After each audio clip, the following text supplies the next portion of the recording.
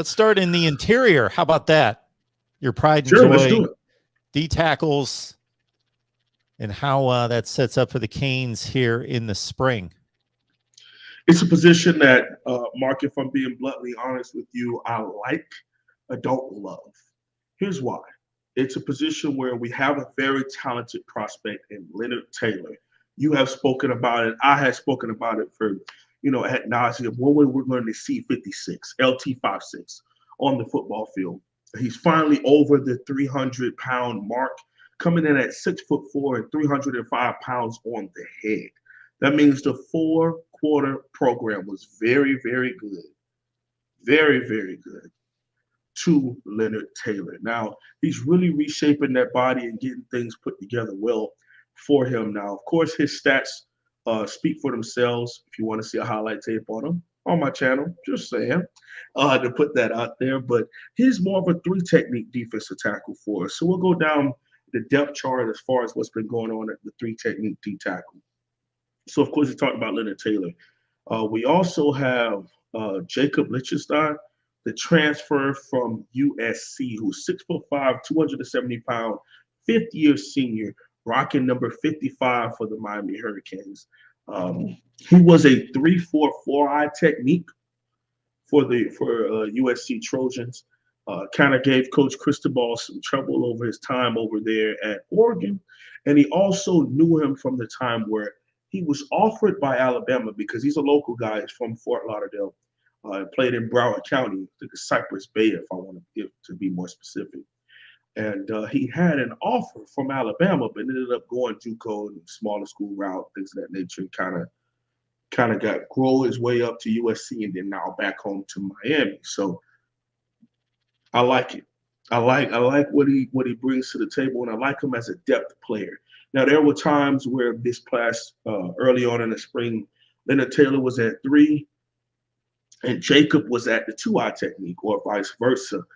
So what I do like about what we're bringing to the table with defensive tackle is we're not just saying he's a nose guard and he's a 3 technique.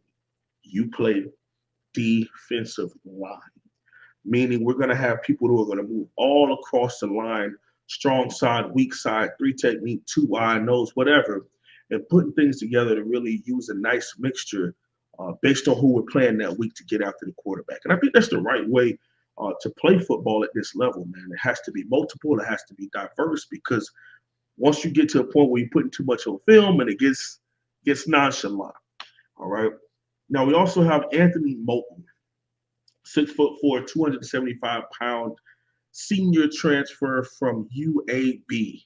Now, he was a 3-4 strong side guy at UAB. He's coming here to be, again, more of a 3 technique pass rusher type. He's going to be rocking number 44 for the Miami Hurricanes. So let's move on over to our 2-eye techniques.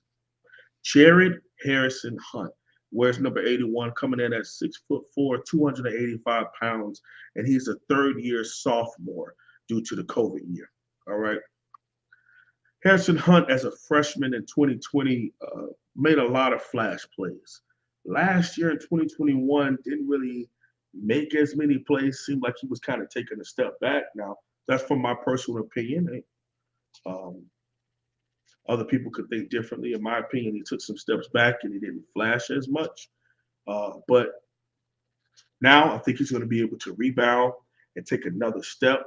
This young man was a 4-star defensive end, strong side defensive end, but was converted to 3 technique, and then has also played some 2-eye for us. So in my depth chart, I just had him as a 2-eye technique. So then we would have Lenoard Taylor next to Jared Harrison Hunt, and we're getting after it. On the fronts, we have some athleticism, some mobility mixed with some strength. We're not going back to the days of just having some big, massive, space holder just to have them out there.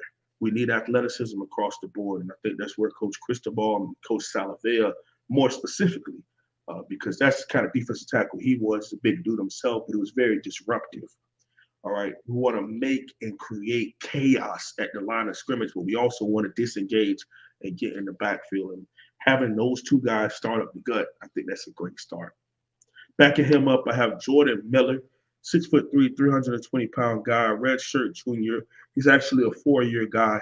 He was a part of Coach Mark Richt's last recruiting class here at Miami. He wears number 91. I've talked ad nauseum about how I love how he's reshaped his body and things of that nature. But we're going to need Jordan Miller to start making plays. Had a nice little flash play picking up a fumble against Alabama.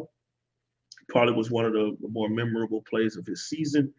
Did a lot of doing the dirty work as a true nose, taking on the double teams and not really, making all these amazing plays. But for the most part, he really was doing his job and taking on those double teams and trying to keep our linebackers clean and being able to be the first guy on twist stunts and take the center with him.